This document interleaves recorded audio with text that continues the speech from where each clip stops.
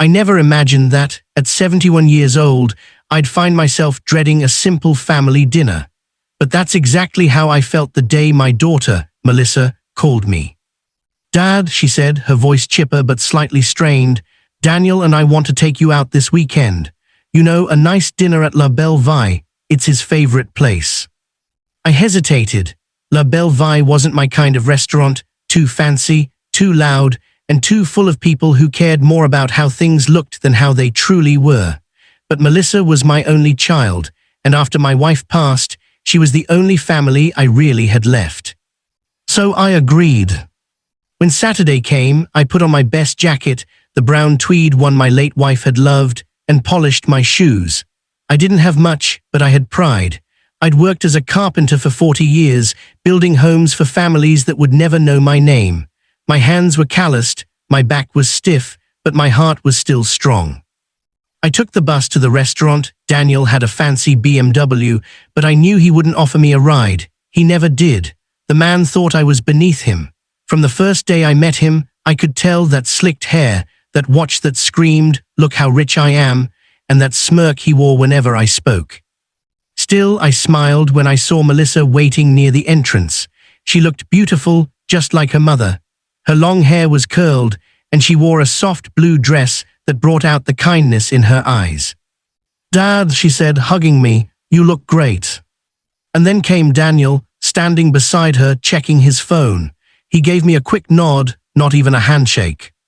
"Evening, George," he said, not bothering to look up. "Evening," I replied, forcing a smile. We walked in, and the host led us to a table right in the center of the restaurant, the kind of spot Daniel loved, where everyone could see him. The waiter came, all polite smiles. Daniel ordered a bottle of wine that probably cost more than my monthly pension. I just asked for water. As we waited for our food, Melissa tried to make small talk.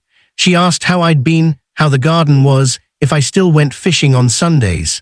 She cared, I could see it, but Daniel interrupted constantly, bragging about his latest business deal, the new car he wanted, the promotion he basically had in the bag.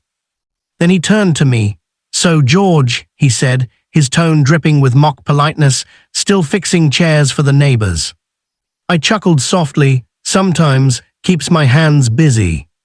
He grinned, glancing at Melissa. "You know, Mel, maybe we should get your dad one of those beginner's carpentry kits, you know, for seniors." Melissa frowned. "Daniel." He waved her off. "Come on, it's a joke." Then he looked around the table beside us, where another couple glanced over curiously. "You should see his shed," Daniel continued, laughing. "It looks like a museum of broken furniture." Laughter rippled from the nearby table, strangers joining in without even knowing the story. My face burned. I wanted to stand up and leave right then, but I stayed quiet for Melissa's sake. When the food arrived, Daniel made a show of correcting the waiter, calling him boy, and demanding a new fork because this one's not polished enough. I felt sick. And then came the moment that would stay with me forever. The waiter had just poured me a glass of water when Daniel raised his voice. "Hey, George," he said loudly enough for half the restaurant to hear, "you ever eat at places like this, or is McDonald's more your style?" A few people nearby chuckled. Melissa froze, her eyes wide with embarrassment. My throat tightened. I looked at Daniel, and for the first time I saw not just arrogance, but cruelty. "Daniel," Melissa whispered, "please stop." But he just laughed, leaning back in his chair, satisfied that he'd put me in my place. That was the moment something inside me shifted.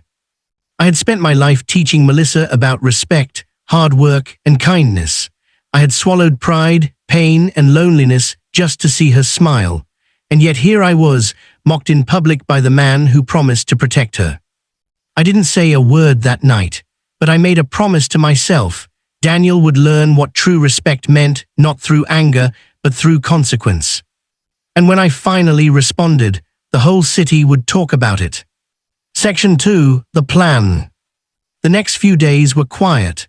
Melissa called once, apologizing for Daniel's behavior, her voice trembling. I could tell she'd cried.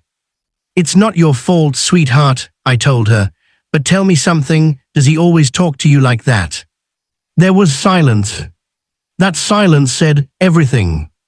I didn't want revenge out of spite. I wanted justice for myself and for the daughter I raised to believe she was worthy of love and respect. That night I sat in my workshop, my little wooden sanctuary at the edge of my backyard. It smelled of cedar and varnish. Every tool hung neatly on its pegboard. On the bench sat the project I'd been working on for months, a handcrafted dining table made from oak I'd salvaged years ago. It was beautiful, strong, polished, and made with love. An idea began to form. Daniel ran a luxury interior design company, Harrington Designs. He catered to the city's wealthiest clients, building spaces that cost more than most people's homes. But what people didn't know was that Daniel was in deep debt. I'd overheard enough from Melissa to piece it together. His company looked successful, but it was crumbling. And I happened to know something Daniel didn't. His latest, big contract was with the city's historical renovation committee. They were restoring a 19th century estate and looking for local artisans who could handle traditional woodwork. I still had friends in the trade. One phone call was all it took. By the following week, I was hired as a consultant, the old craftsman brought in to review designs submitted by contractors. Guess whose company was on the list? That's right, Harrington Designs. When Daniel walked into that boardroom the following Monday and saw me sitting there with the committee, clipboard in hand, his face drained of color. "Mr. Harrington," the chairman said, "this is Mr. George Miller, our new advisor. He'll be reviewing your materials and craftsmanship proposal." I smiled politely. "Pleasure to see you again, Daniel." He didn't respond. Over the next hour, I reviewed every detail of his design, and it was sloppy. He'd cut corners, used cheap materials, and inflated prices. I didn't humiliate him the way he had me, I simply asked questions. "Interesting," I said, tapping a page. "But this wood, are you sure it's genuine oak? Looks more like veneer." A murmur spread around the table. Daniel stammered, I can assure you." "Because," I interrupted softly, "I've worked with oak for 40 years. I can tell the difference." When the meeting ended, he avoided eye contact. For the first time, I saw fear in his eyes, fear not of me, but of exposure. That was just the beginning. After that meeting, Daniel called Melissa the same evening.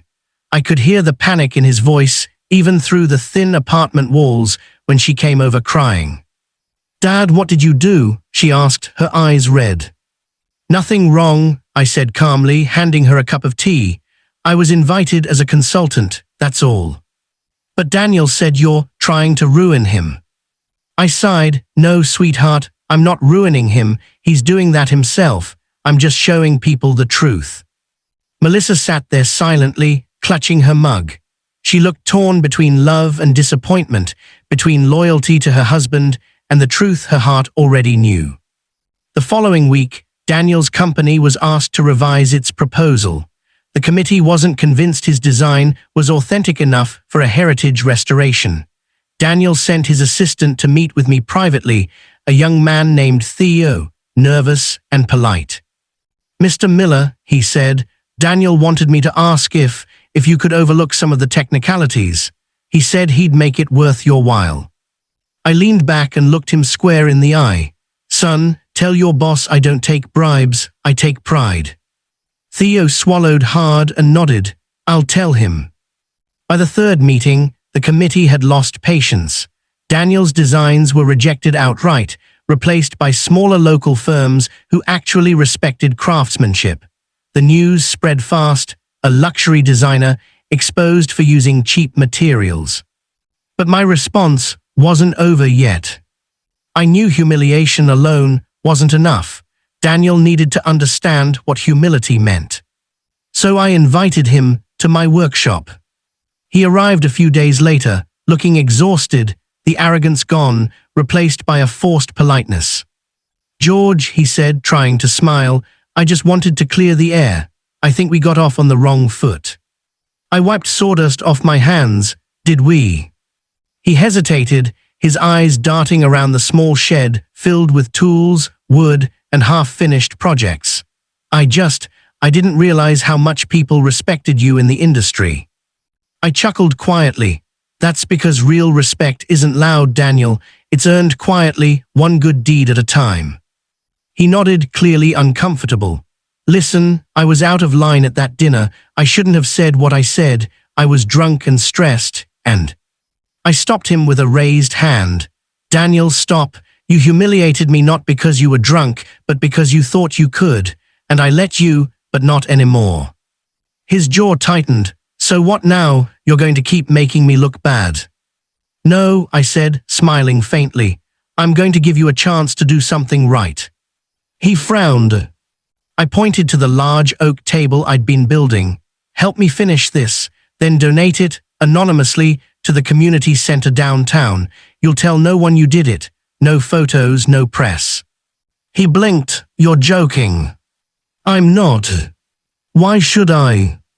"Because," I said quietly, "you owe your wife an act of decency. You owe yourself redemption." Daniel stared at me for a long time. Then, surprisingly, he picked up a piece of sandpaper and began smoothing the table's edge. For 3 weekends, he came back. We didn't talk much, just worked. He learned how to measure, cut, sand, and polish properly. I saw something change in him, frustration giving way to focus, pride softening into patience. When the table was done, we loaded it into his truck and drove to the community center. The director, an old friend of mine, thanked us with tears in her eyes. "This will go in our children's library," she said. "So many little hands will sit around it." Daniel just nodded, quiet. On the way back, he looked at me. "You know, George, I don't think I've ever done something like that before." "I know," I said. "That's why it mattered." A month passed. I didn't see much of Daniel or Melissa. Then one afternoon, my doorbell rang. Melissa stood there, smiling shyly. Daniel was behind her, carrying a cake box. "Dad," Melissa said, "we came to see you." Daniel stepped forward. I wanted to apologize again, properly. I crossed my arms. "Go on." He took a deep breath. "You were right. I treated you terribly. I treated Melissa terribly too. I thought respect came from money or success, but building that table taught me something. I've never worked that hard for something I couldn't show off, and yet, it's the first thing I've ever been proud of." He paused. "I'm sorry for the restaurant. I humiliated you.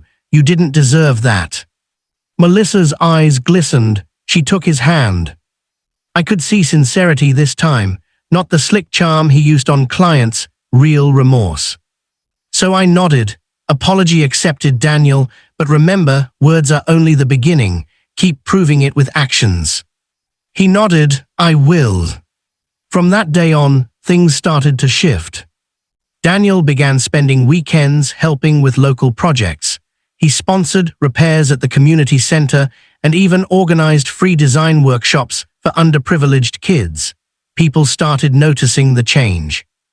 Melissa told me one evening over tea, "Dad, he's different now.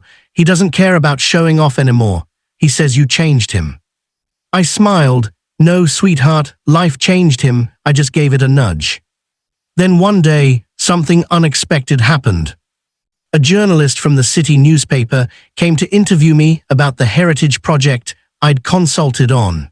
During the interview, she asked about my background and my family. I mentioned the community center table, telling her it was built by a man learning to rebuild himself. The article went viral, the old carpenter who taught a businessman the meaning of craft. Though Daniel wasn't named, everyone in the community center recognized him when they saw the table. The story spread, but this time, Daniel didn't boast or take credit. He just smiled humbly whenever someone asked. That humility, that quiet acceptance, was worth more than any revenge I could have planned. A few months later, Melissa and Daniel invited me again, back to La Belle Vie, the same restaurant where everything had started. I hesitated at first, but then I thought maybe this time it would end differently. When I arrived, the manager greeted me warmly. "Mr. Miller, your table is ready." And there, in the center of the room again, sat Melissa and Daniel, but something had changed. Daniel stood up, shook my hand firmly, and pulled out my chair. "Welcome, George," he said. "Dinner on me tonight, no jokes, I promise." Throughout the evening, he treated the waiters kindly, thanked them for every refill, and even tipped generously. The arrogance was gone. Halfway through dinner, he raised his glass, to the man who taught me what respect really means. People nearby turned their heads, but this time I didn't feel embarrassed. I felt proud. After dinner, as we walked outside, Daniel stopped me. "I'll never forget that night," he said quietly. "The way I acted, it still eats at me, but I think I finally understand why you didn't yell back. You didn't need to, you let life handle the lesson." I smiled. Sometimes silence speaks louder than shouting. He nodded. "Thank you for that silence." I watched them drive away that night, Melissa laughing beside him, both of them happier than I'd seen in years. When I got home, I sat by my old workshop table. The smell of wood filled the room, and I ran my hands over the smooth oak surface, the same one Daniel had helped build. I thought of all the things life had taught me, that pride can destroy, but patience can rebuild, that revenge is sweetest when it becomes redemption, and that the best response to humiliation is grace. The world had seen an old man humiliated in public. But what they didn't see, what they could never understand, was that my response wasn't a clapback or a spectacle. It was a lesson that changed a life. And that, I realized, was the greatest victory of all.